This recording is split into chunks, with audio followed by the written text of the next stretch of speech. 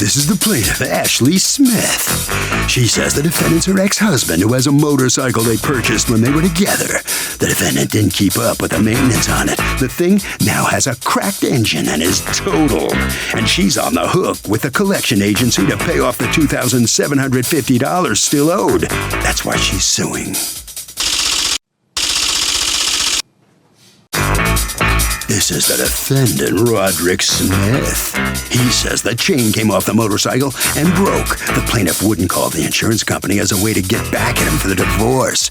The loss of the motorcycle is because the plaintiff was playing games with the insurance, and because she did that, he feels he owes her nothing. He's accused of causing problems with an ex-wife.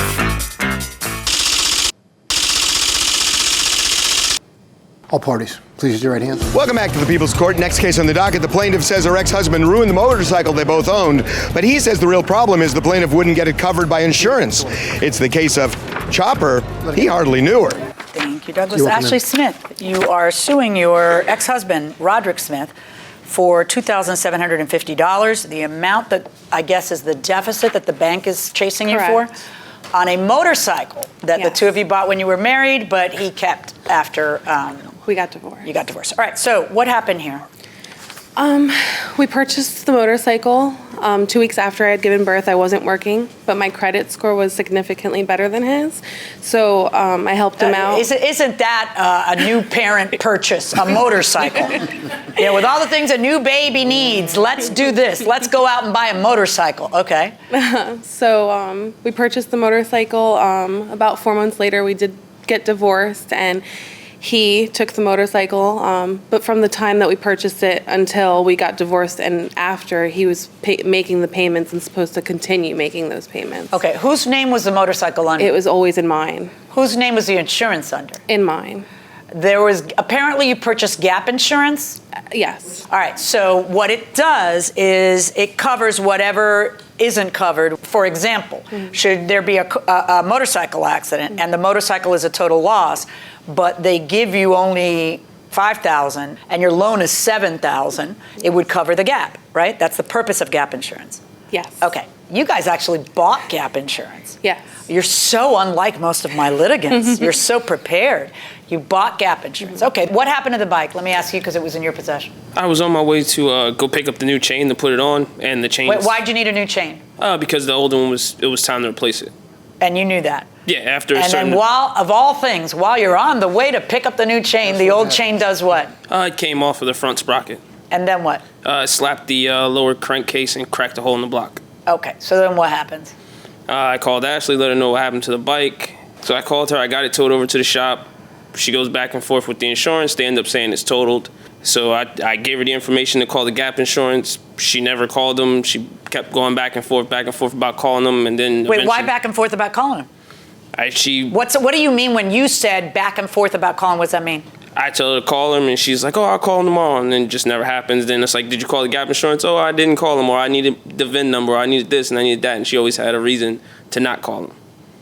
Who had, there's paperwork on your purchase. Who had the paperwork? He had the paperwork. Why didn't you just go get it from him? Because you're the only one who can make the claim, right? Correct. Because it's your insurance, it's under your name. That was a risk you took when you put everything under your name. What do you think, it's riskless? And then you don't keep the paperwork, even though everything's under your name. You don't keep a copy. And then according to you, why didn't the gap insurance go through and cover it? Why am I meeting you? By the time I had gotten that, there's a 30-day, two things. There's a 30-day limit, so if I made that claim after the 30 days, why would 30 days pass without you making the claim?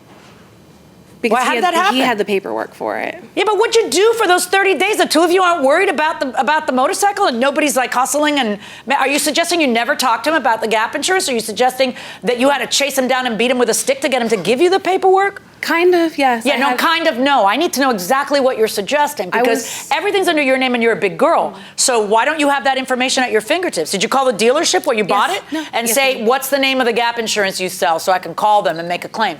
That's actually what I had to do to get it. And why didn't you do that in a week? If he was giving you so much trouble, why didn't you just do that in a week? How long did you wait before you made the claim? Because it wasn't 31 days. It was 4 months, right? It was 4 months. Right. Who's that on?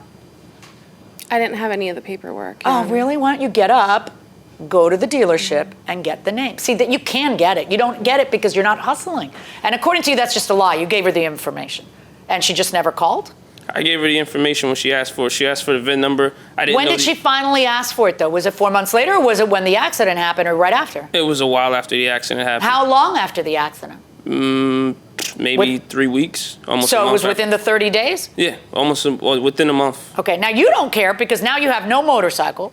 You didn't make payments because why are you going to make payments? The thing's totaled, right? You're assuming somebody else is handling. Yeah. You're assuming I mean, that's getting handled with the insurance. And then when does she first say to you, "Hey, the gap insurance claim went in late, so you owe me $2,750"?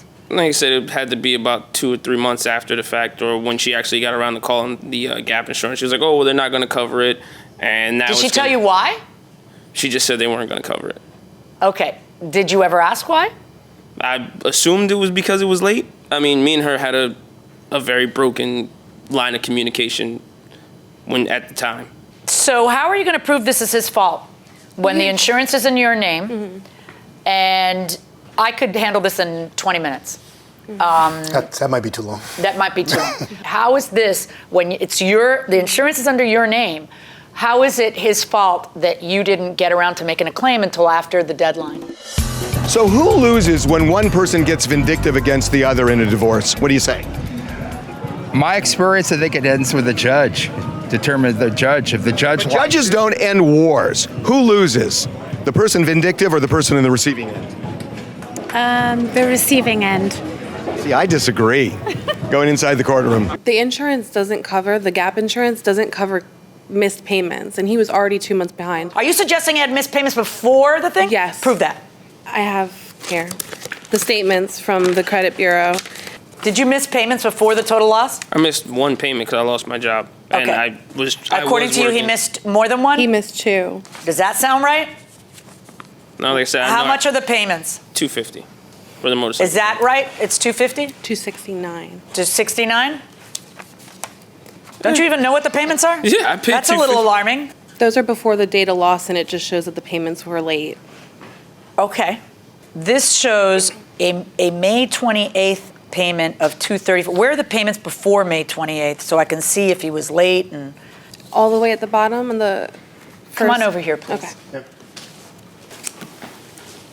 Go ahead. Minimum payment due, $551, because he had already been late, which is So big. you're suggesting that no matter what, since he's $551 late, he owes you at least that much? At least. Yeah. Go ahead and go back. Why isn't she right that if you were, by the time of the accident, you're $551? Her argument, and I think it's a good one, is that at a minimum, you have to pay the last payment before the thing went south, before the problem happened. Why would you not have to do that? That was never approached to me like that. She Okay, never. Well, now it got approached to you like that. What's your She- defense to that? Not a lot? Not a lot. Like I said, Yeah, okay. I did tell her I was going to make the payment. So that's Okay. All right. He has a right to be able to rely on the gap insurance that the two of you bought together. You were together when this was purchased. That's a reasonable expectation that everybody here is going to do what they have to do in order to claim on the gap insurance. Mm-hmm. You have the greatest incentive and the only ability to claim on the gap insurance. Well, yeah, It's it you, ruined and you my didn't. credit. And it's not somebody else's fault that you waited that long to do it. That's on you. However, the missed payments are definitely on you. So my verdict is for the plaintiff in the amount of the $500. And I realize she wasn't suing for that, but I'm going to allow her to amend the pleadings to include that because that's just wrong. And so I'm going to do what we call in the law, conform the pleadings to the evidence that was presented. You're admitting that you owe the $551. I'm going to order you to pay her the $551. Verdict for the plaintiff. Good luck. So the defendant, Mr. Smith, is going to have to give his ex-wife $551. You okay with that? Yeah, I understand where the judge was coming from, and it's pretty fair.